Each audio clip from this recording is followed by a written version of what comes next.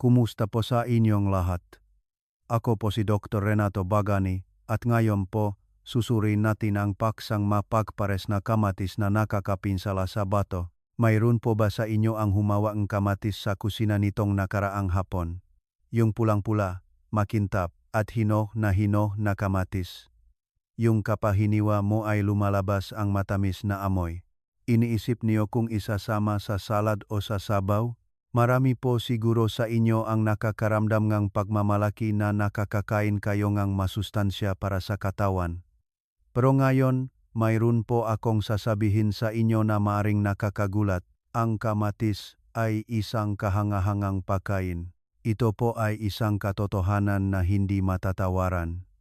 Ang problema po ay wala sa kamatis. Ang problema po ay nasa kung ano ang kinakain natin kasama ang kamatis.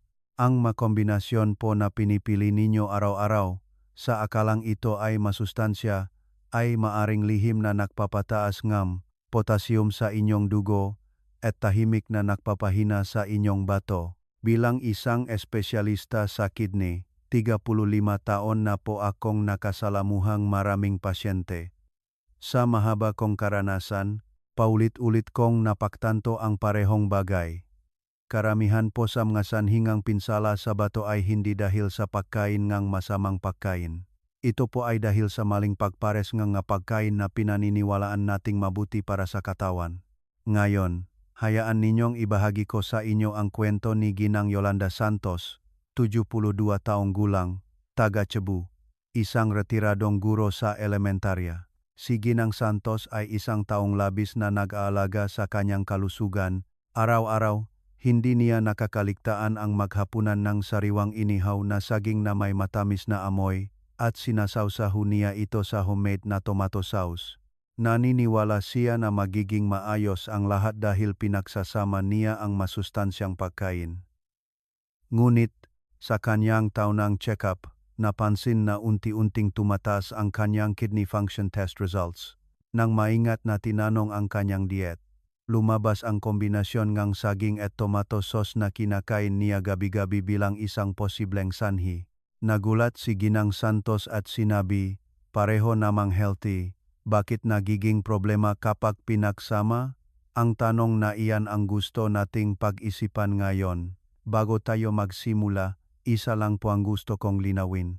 Ang nilalaman ng video na ito ay para lamang sa layuning magbigay ng impormasyon para suportahan ang inyong kalusugan at hindi ito kapalit ng medikal na diagnosis o paggamot. Kung kayo po ay may sakit sa bato o puso o kung sinabihan na kayong doktor na mag-diet, kumonsulta muna po kayo sa inyong doktor bago subukan ang maito. Ngayon, gusto kong ibahagi sa inyo ang 4 na mahahalagang bagay. Una, ipapaliwanag ko ng malinaw kung bakit may 3 kombinasyon ng kamatis na nagpapabigat sa bato. Lahat pong ito ay mga pagkain na kinakain ninyo araw-araw. Pangalawa, ipapaliwanag ko ng malinaw ang kaugnayan ng bato at potassium. Pangatlo, ipakikilala ko ang 3 ideal na kombinasyon para masarap na makakain ng kamatis habang pinoprotektahan ang bato. Ibibigay ko rin po ang maresipe para masimulan ninyo agad bukas. Pang-4, magbibigay ako ng 5 araw na konkreto at praktikal na plano na pwede ninyong simulan bukas ng umaga. At para po sa mga tatapusin ang video na ito, mayroon po akong espesyal na mensahe. Ibabahagi ko po ang kwento ng isang 80 taong gulang na pasyente na naibalik ang kidney function test results sa normal sa loob ng 3 buwan sa pamamagitan lamang ng isang simpleng sabaw. Hindi po siya gumamit ng anumang gamot. Binago lang po niya ng kaunti ang kanyang paraan ng pagkain. Ang pamamaraang iyan ang gusto kong ibahagi sa inyo ngayon. Isa lang po ang gusto kong itanong sa inyo. Ano po ang kinain ninyo kasama ng kamatis sa inyong pagkain ngayon? Saging po ba o inihaw na kamote? Talong po ba? O iba pa? Pakisulat po sa comment section. Binabasa ko po lahat ng inyong mga komento at sinisikap kong sagutin lahat.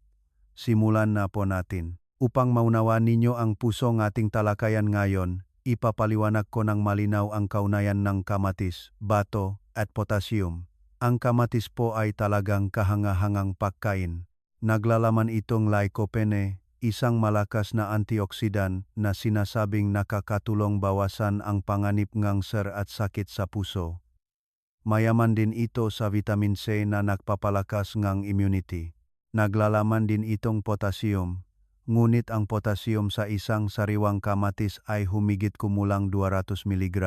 Ito po ay walang problema sa bato kung kinakain ng mag-isa. Ang problema po ay nasa kung ano ang kinakain kasamang kamatis. Ano po ba ang potassium? Ang potassium ay isang mahalagang mineral para sa ating katawan.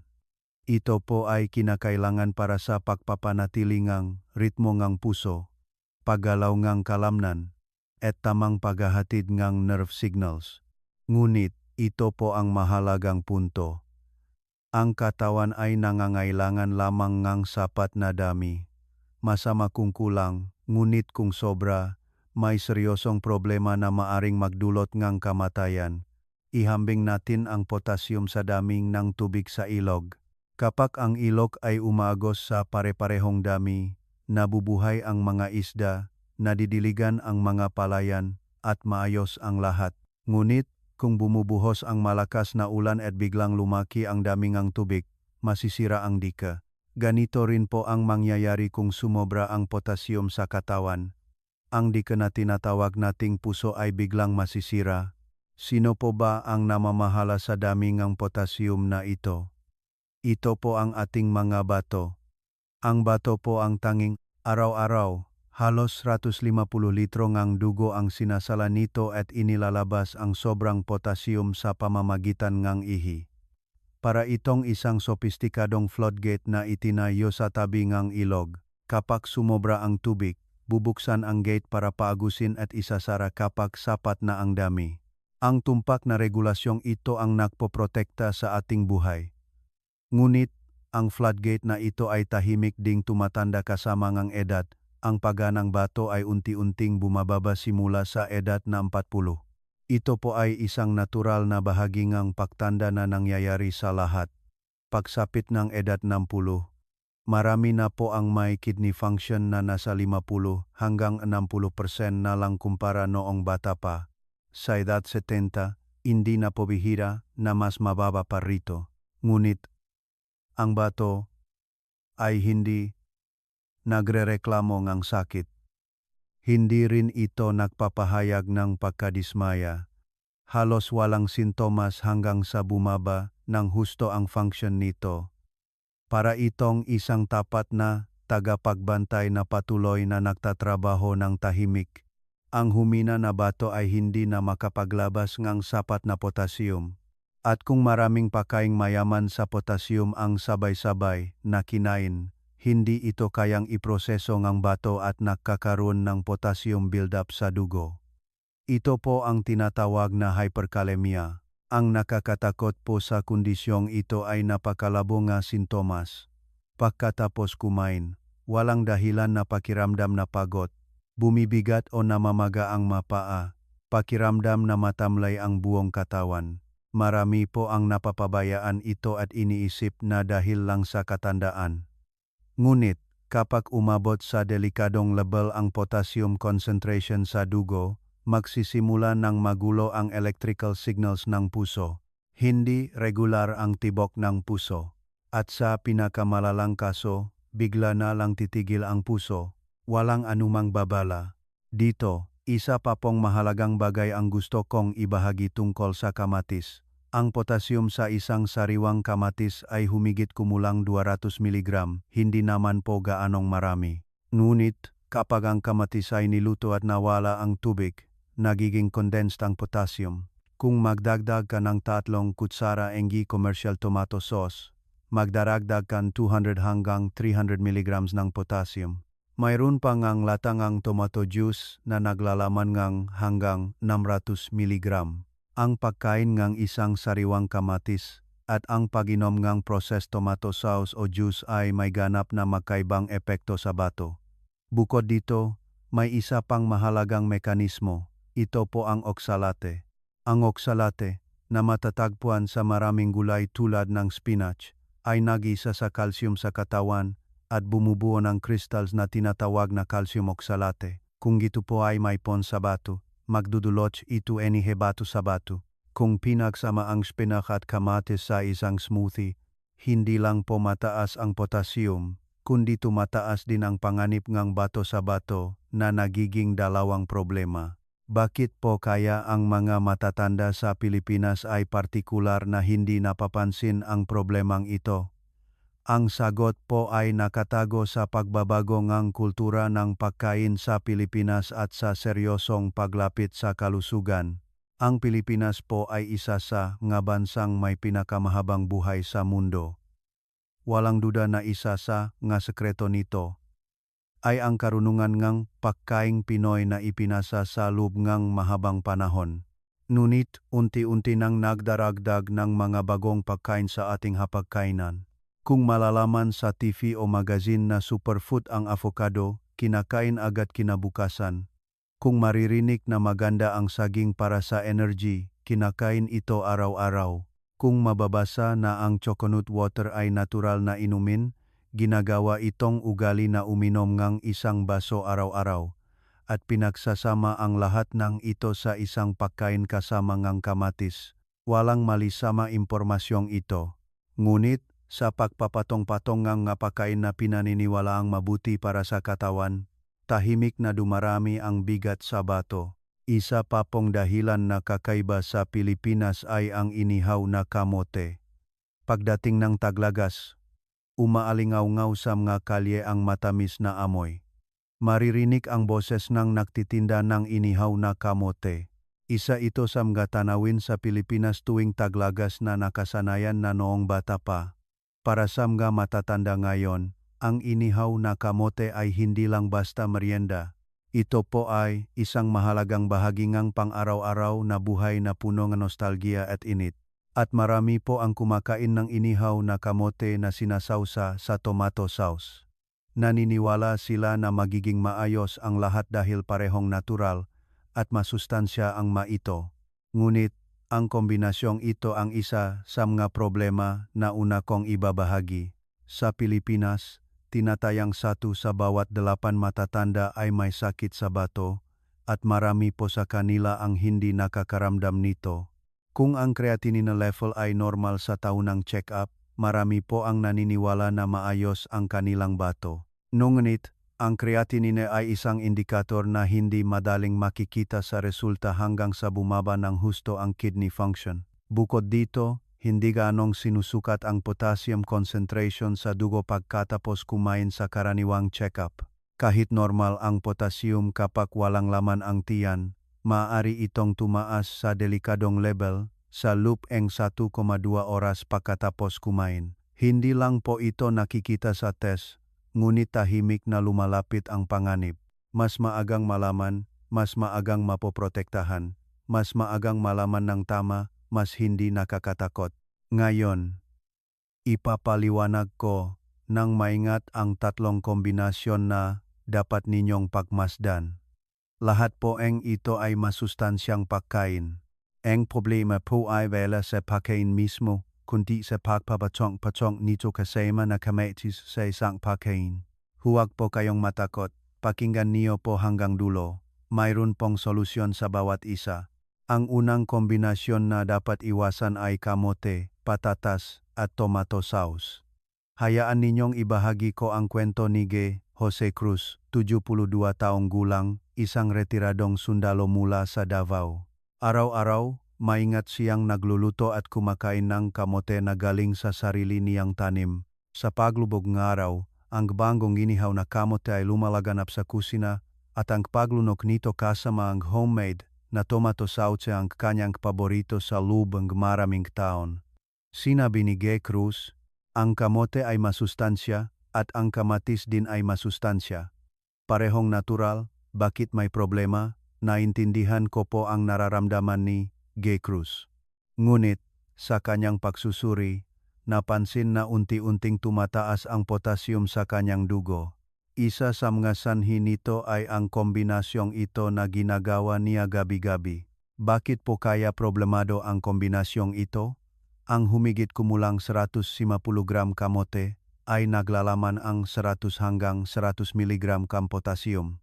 Kung magdadagdag ng 2 at 3 kutsara ng tomato sauce, magdaragdag pa ng 200 hanggang 300 mg. Sa kabuuan halos 800 may potassium ang nasa isang maliit na ulam lang. Para sa mga matatanda na may mahinang bato, ang ligtas na dami ng potassium sa isang araw ay karaniwang 1,500 hanggang 2,000 mg. Ang maliit na ulam na ito ay sumasakop na sa halos 1,3 hanggang kalahati ng limitasyong iyon. Kung kakain pa ang gulay at prutas sa natitirang pagkain, madali na lang itong lalampas sa limitasyon. Ano po ang dapat gawin? Bago lutuin, balatan ang kamote o patatas, hiwain ng maliliit, at ibabad sa malamig na tubig nang hindi bababa sa 30 minuto. Pagkatapos, itapon ang tubig, hugasan, at lutuin. Sa pamamagitan lang nito, bababa ang potassium ng 30 hanggang 50%. Sa halip na tomato sauce, gumamit ng counting sesame oil o counting asin.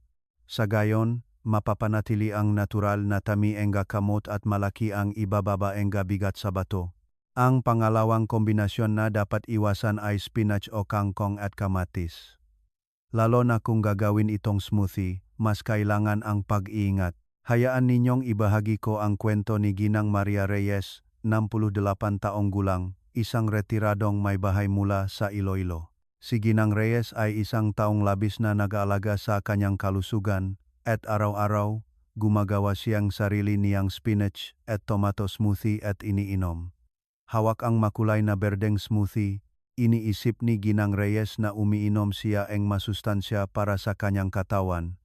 Ngunit isang araw, nagpunta si Ginang Reyes sa emergency room dahil sa matinding sakit sa balakang. Pagkatapos ngang pagsusuri, natuklasan na mayroon siyang bato sa bato. Nagulat si Ginang Reyes at sinabi, "Ang dami ko ng pag-iingat sa pagkain. Bakit nakaroon pa ako ng bato sa bato? Bakit po kaya problemado ang kombinasyong ito? Ang kusgunga nilagang spinach ay naglalaman nega humigit kumulang 20 mega ng potassium. Kung pinaksama sa kamatis, ang potassium sa isang baso ng smoothie ay magiging 700 hanggang 800 mg. No ngunit, hindi lang iyon ang problema. Ang spinach ay mayaman sa oksalate. Ang oksalate na ito ay nag-isa sa calcium sa katawan at bumubuong crystals na tinatawag na calcium oxalate na nagdudulot ng bato sa bato kapag naipon sa bato. Ibig sabihin, ang smoothie na inakala ni Ginang Reyes na sobrang sustansya ay nagbigay ng dobleng bigat sa bato, potassium at oksalate. Bukod pa rito, dahil mas mabilis madigest ang smoothie kaysa sa solidong pagkain, mas mabilis din ang pag-absorb ng potassium sa dugo. Ano po ang dapat gawin? Maari ninyo pa ring ipagpatuloy ang pagkain ng sariwang salad araw-araw. Kailangan lang palitan ang spinach ng lettuce o batang repolyo. Ang lettuce ay naglalaman lamang ng humigit kumulang 170 mg potassium sa bawat 100 gram. Ito po ay 1/3 ang gidami ang potassium sa spinach. Malutong ito, matamis, at napakasarap ipares sa kamatis. Magiging mas madali ang pakiramdam ang bato. Ang pangatlong kombinasyon na dapat iwasan ay ang pagpapatong-patong ng avocado, saging, coconut water, at kamatis sa isang pagkain. Ito po ang pinakamahalagang kombinasyon na dapat bigyan ng pansin. Hayaan ninyong ibahagi ko ang kwento ni David Lim, 70 taong gulang, isang retiradong empleyado ng gobyerno mula sa Manila. Pagkatapos magretiro, nag-ingat si Lim sa kanyang pagkain para sa kanyang kalusugan. Simulan nang marinig sa TV na maganda ang avocado para sa puso, kinakain niya ito araw-araw. Dahil narinig niyang maganda ang saging para sa energy, kinakain niya ito tuwing umaga. Ngunit, sa kanyang regular check-up, napansin na malaki ang pagtaas ng potassium sa kanyang dugo. Nagulat si Lim at sinabi, "Ang dami ko ng kinain na masustansya. Bakit nangyari ito? Bakit po kaya ang kombinasyong ito ang pinakamapanganib?"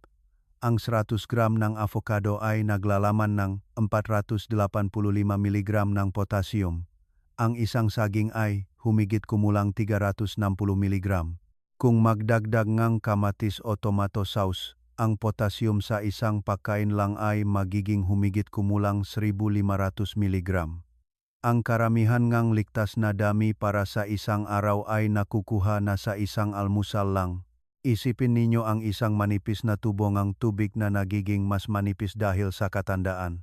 Kung magbuhos kang 3 malalaking baldeng tubig ng sabay-sabay, siyempre agos ito. Ganoon din sa bato. Lalo na kung umiinom kang gamot sa presyong ng dugo, mas kailangan ang pag-iingat.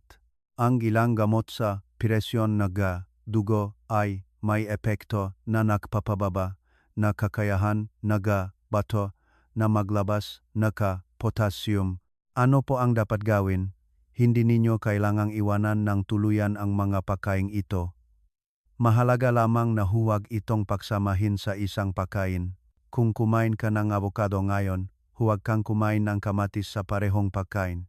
Sa paghihiwalay lang oras ang pagkain ng kaunti, magkakaroon ng oras ang bato na dahan-dahang iproseso ang bawat isa. Ang mahalaga ay hindi ang iwanan ito. Ito po ay ang matalinong paghihiwalay. Tandaan po ang 3 kombinasyon, kamote o patatas at tomato sauce, spinach o kangkong at tomato smoothie, at ang pagpapatong-patong ng avocado, saging at kamatis sa isang pagkain. Sa pag-iwas lang sa 3 ito, malaki ang magbabago sa araw-araw na bigat sa bato. Ngayon, napag-usapan na natin ang 3 kombinasyon na dapat iwasan, baka mayroon po sa inyo ang nag-alala. Ngunit huwag po kayong mag-alala. Oras na para ibahagi sa inyo ang napakagandang balita. Ang kamatis ay isang kahanga-hangang pagkain. Mayroong 3 kombinasyon na masarap na makakakain ng kamatis nang hindi nagpapabigat sa bato, bakus ay nakakatulong pa sa bato. Lahat pong ito ay manapangkaraniwang sangkap na makikita sa supermarket o sa palengke. Ang unang ideal na kombinasyon ay pipino at tomato salad. Hayaan ninyong ibahagi ko ang kwento ni G. Carlos de la Cruz, 65 taong gulang, isang retiradong empleyado mula sa Laguna. Gabi-gabi, kapag umuwi si G. de la Cruz, lubhang namamaga ang kanyang nga paa. Nahihirapan siyang magtanggal ng sapatos. At tuwing hapon, napapansin niya ang bigat ng kanyang nga paa. Pagkatapos ng pagsusuri, natuklasan na bahagyang humina ang kanyang bato. Iminungkahi ko kay G. de la Cruz na sa halip na fried potato na kinakain niya gabi-gabi, kumain siyang pipino at tomato salad tuwing umaga. Iyon lang. Pagkaraan ng 2 buwan, nang dumating si G. de la Cruz sa klinik, napakaliwanag ng kanyang mukha. Doktor, nabawasan po ang pamamaga nga aking paa. Mas magaan na po ang pakiramdam ngang aking katawan, nakangiti niyang sinabi. Bakit po ang pipino ang pinakamagaling na kapares ngang kamatis? Ang 100 gram pipino ay naglalaman ng humigit kumulang 150 gram potassium. Kung ikukumpara sa 540 mg spinach o 500 hanggang 600 mg kamote, ang pipino ay 1,3 lang. Bukod pa rito, ang pipino ay 97% tubig. Ang maraming tubig na ito ay dahan-dahang nagpapalabnaw sa potassium na nakuha mula sa kamatis, na nagpapababang bigat sa bato at ginagawang mas madali itong salain ngang bato, para itong pagpapalabnaw ngang sarsang toyo sa malinis na tubig. Hindi na makakatanggap ang bato ngang matinding pressure mula sa concentrated potassium. Napakadali ngang pagluluto. Hiwain ang isang kamatis sa laki na madaling kainin. Hiwain ng manipis ang kalahating pipino. Ilagay sa plato, lagyan ngang kaunting olive oil, at lagyan ngang manipis na hiniwang pulang sibuyas. Napakaliit na asin lang, o kahit hindi na lagyan. 5 minuto lang ang preparation. Ang pangalawang ideal na kombinasyon ay sibuyas, bawang, at tomato soup. Isipin ninyo ang inyong kabataan. Ang amoy ngang nilulutong sibuyas at bawang sa kusina ngang inyong nanay, ang dahan-dahang paklambot ng kamatis sa kaldero, ang nostalgic at mainit na amoy na lumalaganap sa buong bahay. Nang malaman ko na ang pamilyar na kombinasyong ito, na matagal nang kinagiliwan sa mga tahanan sa Pilipinas ay talagang napakabuti para sa bato, labis po akong natuwa. Bakit po ang kombinasyong ito ay maganda para sa bato? Ang 100 gram ng sibuyas ay naglalaman ng humigit kumulang 150 hanggang 160 mg ng potassium, napakaliit lang. Ngunit, ang kagandahan ng kombinasyong ito ay hindi lang sa mababang potassium nito. Ang sibuyas ay naglalaman ng quercetin, isang natural na anti-inflammatory component na dahan-dahang nagpapagaan ng pamamaga ng madaluyan ng dugo at nagpapatatag ang presyon ng dugo. Ang alisin na matatagpuan sa bawang ay nagpapalakas ng immunity at nagpapabuti ng blood circulation. Kung maayos ang circulation, makakatanggap din ang bato ng sapat na sariwang dugo at makakapagtatrabaho ng mas epektibo. Ibabahagi ko ang resipe. Ilagay ang kaldero sa kalan at lagyan ng kaunting mantika. Hiwain ng manipis ang kalahating sibuyas at dahan-dahang igisa sa mahinang apoy. Kapag naging transparent na ang sibuyas, ilagay ang isang hiniwang kamatis. Magdagdag ng 2,3 piraso ng tinatat na bawang, haluin ng mabuti at lagyan ng tubig. Lagyan ng napakaliit na asin para sa lasa at sa huli, lagyan ng ilang patak ng sesame oil para sa aroma. Lutuin sa mahinang apoy sa loob ng 15 minuto at tapos na ang masarap na sabaw. Masarap din ito kung lalayan ng tofu para madagdagan ang protina o kahit kaunting isda. Ang pangatlong ideal na kombinasyon ay repolyo o broccoli at tomato soup. At ito po ang pinakamahalagang kombinasyon na gusto kong ibahagi sa inyo ngayon. Hayaan ninyong ibahagi ko ang kwento ni Ginang Elena Gomez, 80 taong gulang, isang retiradong guro mula sa Iloilo. Nang unang dumating si Ginang Gomez sa aking klinik, ang kanyang potassium sa dugo ay nagpakita ng napakataas na resulta. Labis po akong nag-alala. Kung magpapatuloy ito, kailangan na ang gamot. Ngunit, sa edad na 80, gusto kong iwasan ang pagdagdag ng gamot kung maaari. Sa araw na iyon, matagal kaming nag-usap ni Ginang Gomez. At iminungkahi ko, subukan muna nating baguhin ang paraan ng pagkain. At tignan natin. Subukan mong uminom ng isang baso ng kamatis at repolyo na sabaw tuwing umaga. Tinitigan ako ni Ginang Gomez na may pag-aalinlangan. Iyon lang po ba, Doktor? Ngumiti ako ng dahan-dahan. Opo, iyon lang. Pero gawin niyo po araw-araw. Mag-check up ulit tayo pagkatapos ng 3 buwan. Pagkaraan ng 3 buwan, nang muling dumating si Ginang Gomez sa klinik, malinaw na malinaw pa rin sa akin ang sandaling iyon. Nang buksan ko ang resultant test, pareho kami ni Ginang Gomez na muntik ng sumiga. Ang potassium level ay bumalik sa normal na range. Hinawakan ni Ginang Gomez ng dahan-dahan ang aking kamay at may luha sa kanyang mamata. Sinabi niya, "Doktor, salamat po. Hindi ko po akalain na kayang gawin itong isang baso lang simpleng sabaw." Sa sandaling iyon, buong puso kong naramdaman na para sa ganitong mga sandali ako naging doktor. Walang gamot na ginamit, binago lang ng kaunti ang paraan ng pagkain at ang katawan mismo ang nagbigay ng sagot. Bakit po ang repolyo o broccoli ang ideal na kombinasyon nega kamatis? Ang yuzgung repolyo ay naglalaman nega humigit kumulang 200 giga potassium. Ito po ay mas mababa kumpara sa 540 mg ng spinach o 485 mg ng avocado. Ngunit, ang pinaka-espesyal na bagay tungkol sa dalawang gulay na ito ay hindi lang sa mababa ang potassium. Ang dalawang gulay na ito ay napakayaman sa dietary fiber. Kapag mahina ang bato at hindi sapat ang paglabas ng potassium, ang dietary fiber sa bituka ay nag-absorb ang bahagi ng potassium at inilalabas ito sa katawan bilang dumi. Ang bituka ay dahan-dahang tumutulong sa bato.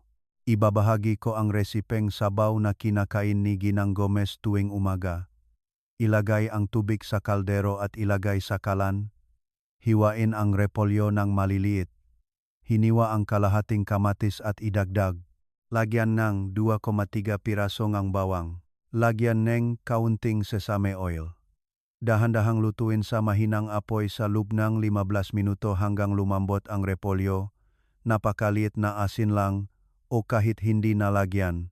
Dahil ang repolyo at kamatis ay may natural na tamis, sapat na itong masarap kahit walang asin. Isang araw, sinabi ni Ginang Gomez, "Doktor, hindi po ako nagsasawa sa sabaw na ito. Excited na po ako sa almusal tuwing umaga." Nang marinig ko iyon, labis po akong natuwa. Tandaan po ang tatlong ideal na kombinasyon. Una, pipino at tomato salad.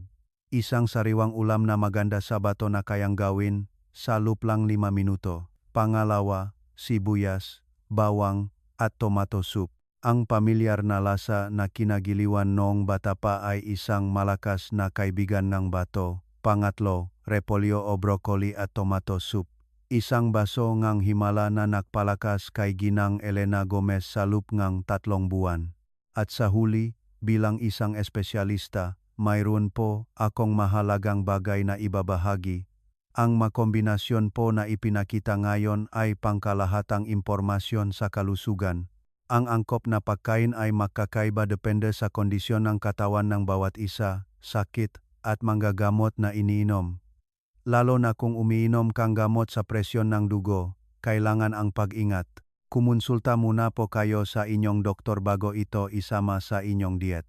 At inirekomenda ko po ang pagpapatingin ng potassium sa dugo tuwing 3 hanggang 6 na buwan. Ang regular na check-up ang pinakatiyak na unang hakbang para protektahan ang bato. Ngayon, gusto kong ibahagi ang 7 araw na konkreto at praktikal na plano na pwede ninyong simulan bukas ang umaga. Walang mahirap gawin. Walang espesyal na sangkap o mahal na gastos ang kailangan. Lahat po nga ito ay makikita sa supermarket o sa palengke. Una, mayroon po akong mahalagang bagay na sasabihin. Hindi niyo kailangang gawin ng perpekto ang 7 araw na planong ito. Kung magawa ninyo ang isa, magaling na. Kung magawa ang 2, kahanga-hanga. Kung susubukan ninyong baguhin lahat ng sabay-sabay, hindi ito magpapatuloy. Ang layunin ng 7 araw na planong ito ay gumawa ng pagkain na bahagyang mas maganda sa bato kaysa kahapon. At sa loob ng 7 araw, mayroon po akong isang bagay na gusto kong itala ninyo araw-araw. Kung naramdaman ninyong pagod pagkatapos kumain, kung namamaga ang inyong paa, o kung gumaan ang pakiramdam ng inyong katawan, kahit maliit na bagay lang, kung tingnan ninyo ito pagkatapos NJ4 na araw, mararamdaman ninyo na tama ang sagot ng inyong katawan. Sa unang araw, simulan natin sa pag-alam. Hindi niyo kailangang baguhin ang pagluluto ngayon. Balikan lang ninyo ang inyong kinain ngayon. Ano po ang kinain ninyo kasamang kamatis? Kinain niyo po ba ito kasamang ngamote o patatas? Ginawa niyo po ba itong smoothie kasamang spinach? Pinagsama niyo po ba ito sa isang pagkain kasamang avocado o saging?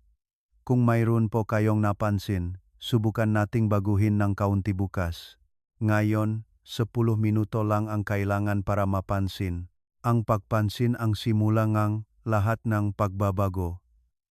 Itala niyo po ang kalagayan ng inyong katawan pagkatapos ng hapunan. Sa ikalawang araw, araw ito para subukan ang pipino at tomato salad. Sa almusal ngayong umaga, subukan ninyong isama ang pipino at tomato salad. Hiwain ang isang kamatis sa laki na madaling kainin at hiwain ng manipis ang kalahating pipino. Lagyan lang kaunting olive oil at ilagay sa plato. Hindi aabutin ngang 5 minuto ang preparation. Pagkatapos kumain, tignan niyo po kung gumaan ang pakiramdam ng inyong katawan. Tignan niyo po kung bahagyang nabawasan ang pamamaga ng inyong mga kamay o paa kaysa dati. Ang halaga ng masangkap ay humigit kumulang 100 pesos. Sa ikatlong araw, araw ito para matutunan ang pre-treatment ng kamote o patatas. Ngayon, subukan nating mag-practice ng pre-treatment para sa hapunan gamit ang kamote o patatas. Balatan, hiwain ng maliliit, at ibabad sa malamig na tubig ng 30 minuto. Pagkatapos, itapon ang tubig, hugasan, at lutuin. Sa pamamagitan lang nito, bababa ang potassium ng 30 hanggang 50%. 30 minuto lang ang kailangan para maghintay. Sa panahong iyon, uminom kayong tesa at magpahinga. Ang halaga ng mga sangkap ay humigit kumulang 100 hanggang 150 pesos. Sa ika-4 na araw ito para gumawang sibuyas, bawang, at tomato soup. Sa hapunan ngayong araw, subukan nating gumawang nostalgic na sabaw na iyon. Hiwain ng manipis ang kalahating sibuyas at dahan-dahang igisa sa mahinang apoy. Ilagay ang isang hiniwang kamatis at 2,3 pirasong bawang. Lagyan ng tubig at lutuin ng 15 minuto. Sa huli, lagyan ng ilang pata ng sesame oil at tapos na. Ang amoy nga sibuyas at bawang na lumalaganap sa kusina ay maaring magpaalala sa inyong init na nilikhang inyong nanay nung araw. Ang halaga ngang masangkap ay humigit kumulang 150 pesos. Sa ika-5 araw ito para maganap ngang kapalit ng spinach. Ngayon, pumunta kayo sa supermarket at kumuha ngang letuche o batang repolyo. Sa halip na spinach na laging kinukuha, kumuha kayo ng lettuce ngayon. Ang 100 g lettuce ay naglalaman ng humigit kumulang 170 mg ng potassium. Ito po ay 1/3 ng dami ng potassium sa spinach. Kung mahilig kayo sa smoothie, sa halip na spinach, gumamit kayo ng cucumber. Hindi magbabago ang makulay na berdeng kulay, ngunit malaki ang magbabago sa bigat sa bato. Ang halaga ng mga sangkap ay humigit kumulang 100 pesos. Sa ika-6 na araw ito para gumawang repolyo at broccoli soup. Ngayon, subukan nating gawin ang espesyal na sabaw na kinakain ni Ginang Elena Gomez tuwing umaga. Ilagay ang tubig sa kaldero at ilagay sa kalan. Hiwain ang repolyo ng maliliit. Hiniwa ang kalahating kamatis at idagdag. Lagyan ng 2,3 piraso ng bawang. Lagyan ng kaunting sesame oil at dahan-dahang lutuin sa mahinang apoy sa loop ng 15 minuto hanggang lumambot ang repolyo. Habang umiinom ngang isang baso nga sabaw na ito, alalahanin ninyo na naibalik ni Ginang Elena Gomez, 80 taong gulang, ang kanyang kidney function test results sa normal sa loob ngang 3 buwan sa pamamagitan ngang sabaw na ito. Ang halaga ng mga sangkap ay humigit kumulang 150 pesos. Sa ika-7 araw ito para balikan ang lahat ng natutunan sa loob ngang isang linggo. Ikumpara ninyo ang talangang kondisyon ngang inyong katawan sa unang araw at sa kondisyon ngang inyong katawan ngayon. Hindi po ba bahagyang nabawasan ang pamamaga ngang inyong paa? Hindi po ba gumaan ang pagkapagod ng inyong katawan pagkatapos kumain? Hindi po ba bahagyang gumaan ang pakiramdam ngang inyong katawan kaysa dati? Ang maliliit na pagbabagong iyan ang tanda na unti-unting gumagaan ang pakiramdam ngang inyong bato. Ngayon, saluhan ninyo ang inyong pamilya o mga mahal sa buhay sa isang mainit na hapagkainan. Ang mga ngiti sa hapagkainan ang pinakamagaling na gamot. Ang average na halaga ng mga sangkap sa loob ng 5 araw ay humigit kumulang 100 hanggang 150 pesos kada araw. Kung natapos niyo po ang 7 araw, pakisulat po sa comment section ang 7 araw tapos na. Ano po ang mapagbabagong naramdaman ninyo sa inyong katawan? Anong kombinasyon po ang pinakamadali para sa inyo na ipagpatuloy? Ang inyong makaranasan ang magiging malaking inspirasyon sa mga kapwa nating nag-aalala sa kanilang bato. Para po sa lahat ng nanut hanggang dulo, mayroon po akong mensahe na ibabahagi ng buong puso para sa mga nasa edad 50, 60 at 70 pataas at sa kanilang pamilya. Una po, mensahe para sa mga nasa edad 50. Sa edad na 50, malakas pa rin ang katawan. Ngunit, sa panahong ito ang pinakamagandang panahon para bumuong tamang gawi para protektahan ang bato. Ang paganang bato ay unti-unting bumababa simula sa edad na 40. Mayroon po akong 3 bagay na gusto kong simulan ninyo ngayon. Una, maging conscious sa mga kinakain kasamang kamatis. Kung may gawi kayong maglagay ng tomato sauce sa kamote o patatas, simulan ninyo ang pre-treatment ng pagbabad sa tubig ngayon. Pangalawa, kung uminom kayo ng spinach o kangkong smoothie tuwing umaga, isipin ninyo ang pagpapalit sa lettuce o pipino. Pangatlo, taon-taon, siguraduhin suriin ang EGFR at potassium level sa blood test. Ang tamang gawin na sinimulan ninyo sa edad na 50 ay magiging tiyak na ipon na babalik sa inyo pagdating ng edad 60 at 90. Ang maliit na pagbabago ngayon ay magdudulot ng malaking kapayapaan sa hinaharap. Pangalawa po, mensahe para sa mga nasa edad 60. Sa edad na 60, panahon ito para maramdaman ng husto ang pagbabago sa katawan. Kung naramdaman ninyong pagod pagkatapos kumain ng walang dahilan, kung bumibigat ang paa tuwing hapon, kung namamaga ang mukha pagising sa umaga, baka mayroon po sa inyo ang nakakaramdam nga pagbabagong ito. Huwag po itong balewalain at isipin na dahil lang sa katandaan. Maaring ito po ang senyales na humihingi ng tulong ang bato. Mayroon po akong 3 bagay na gusto kong simulan ninyo agad ngayon. Una, isama ang pipino at tomato salad sa inyong hapagkainan tuwing umaga. 5 minuto lang ang kailangan. Pangalawa, kapag kumakain kayo ng healthy foods tulad ng avocado at saging, huwag itong pagsamahin sa kamatis sa parehong pagkain. Pangatlo, isama ang repolyo o broccoli soup sa hapunan ng 2,3 beses sa isang linggo.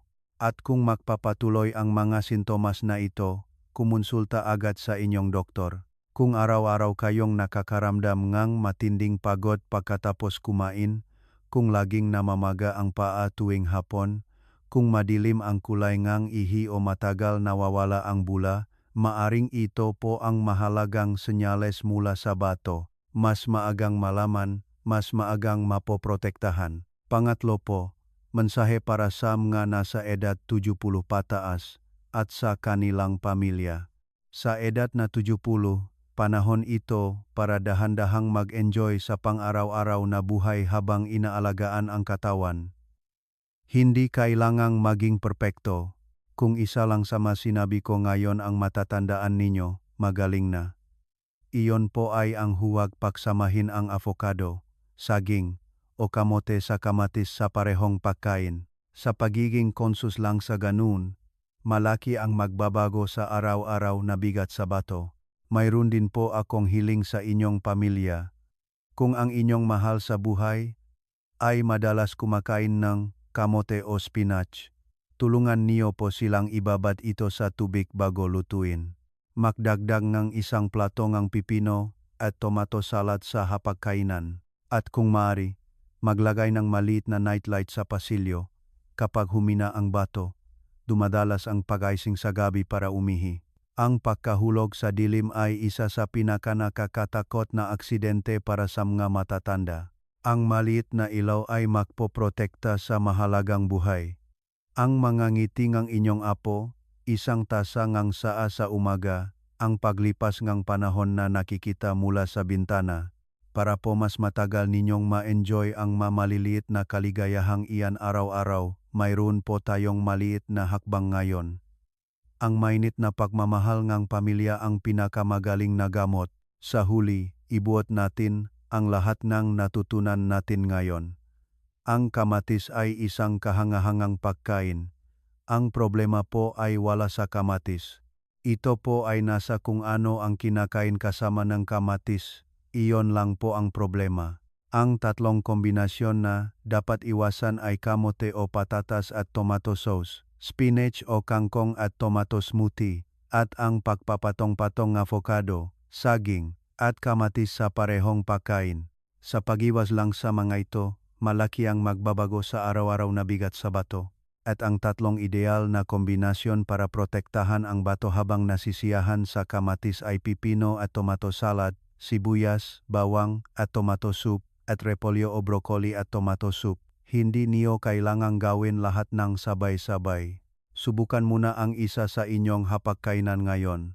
Kung nakatulong po kahit papaano ang video na ito, malaki po ang pasasalamat ko kung pindutin ninyo ang like button sa ibaba ng screen. Ang isang like ay makakatulong para maabot ng video na ito ang mga kapwa nating nag-aalala sa kanilang bato. At kung mayroon po kayong pamilya na araw-araw kumakain ng kamote at tomato sauce, o kaibigan na umiinom ng spinach smoothie tuwing umaga, pakibahagi po ang video na ito sa kanila sa line. Hindi niyo kailangang magpaliwanag ng mahirap. 10 minuto lang ang kailangan para ipadala ang tignan mo to. maaring ang isang pagbabahagi ay maging dahilan para maprotektahan ang batongang inyong mahal sa buhay. Sa huli, pakisulat po sa comment section. Ano po ang pinakanakakagulat na bagay na natutunan ninyo sa video na ito? At para po sa mga nagpractice ngayong 7 araw, pakisabi po kung ano ang mga pagbabagong naramdaman ninyo sa inyong katawan. Binabasa ko po lahat ng inyong makomento. Sinisikap kong sagutin isa-isa. Sa susunod na video, pag-usapan natin ang 5 pagkain na dapat kainin araw-araw para protektahan ang bato. Lahat po nga ito ay mga pangkaraniwang sangkap na madaling makita sa supermarket. Huwag po ninyong palampasin. Mag-subscribe po kayo at pindutin ang bell button. Ang bato ay hindi nagsasalita. Hindi rin ito nagrereklamo ng sakit. Tahimik lang itong nagtatrabaho para sa inyo sa loob ng maraming dekada. Ang maliit na pagbabago ngayon ay makakaliha ng pang-araw-araw na buhay na puno ng tawanan kasama ang mga mahal sa buhay sa susunod na tagsibol at sa susunod pang tagsibol. Umasa po ako na ang sandaling paggawa ng kamatis ay magiging isang maliit na kasiyahan ng pag-iisip, ano kaya ang kakainin ko kasama nito ngayon. Buong puso ko pong sinusuportahan ang inyong mga bato. Makita-kita po tayo sa susunod na video.